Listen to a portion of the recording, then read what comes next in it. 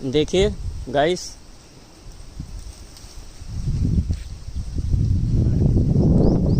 पाड़े जी खिला रहे हैं।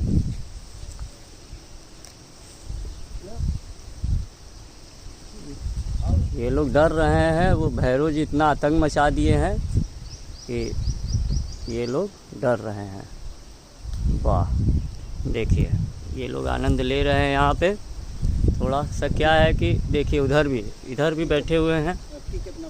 हाँ, और करीब 25 से 30 लोगों की इनकी टीम है पूरी, और ये लोग पूरा आश्रम में आनंद ले रहे हैं। आम के पेड़ पे खा खा करके आम नीचे गिरा रहे हैं खूब।